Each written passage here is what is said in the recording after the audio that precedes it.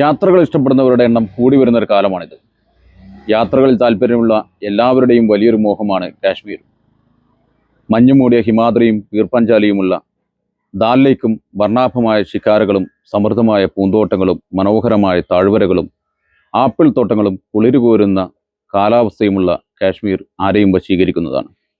എന്നാൽ കാശ്മീരിലേക്ക് വലിയ സംഖ്യ ചെലവാക്കി ടൂർ പാക്കേജുകൾ എടുക്കാതെ തന്നെ എങ്ങനെ യാത്ര ചെയ്യാമെന്ന് പലർക്കും അറിയില്ല. അങ്ങനെയുള്ളവർക്ക് കേരളത്തിൽ നിന്ന് സൗകര്യപ്രദമായി കാശ്മീരിലെത്താവുന്ന മാർഗമാണ് ഈ ഒരു വീഡിയോയിൽ പറയുന്നത്. കന്യാകുമാരിയിൽ നിന്ന് കേരളത്തിലൂടെ ജമ്മുവിലെ കത്ര വരെ എത്തുന്ന ട്രെയിൻ നമ്പർ 16317 എന്ന ഹിമസാഗർ എക്സ്പ്രസ് പോകുന്നുണ്ട്. 1035 രൂപയുടെ സ്ലീപ്പർ ടിക്കറ്റ് എടുത്താൽ 3-ാം ദിവസം നിങ്ങൾക്ക് കത്രയിലെത്താം.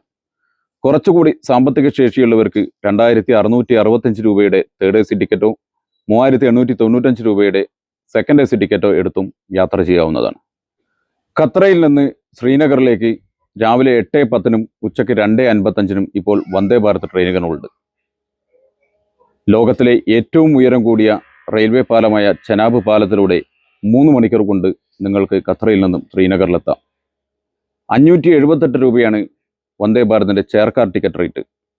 1150 രൂപ കൊടുത്ത് എക്കണോമിക് ക്ലാസ്സിലും നിങ്ങൾക്ക് വന്ദേ ഭാരതിൽ യാത്ര ചെയ്യാം.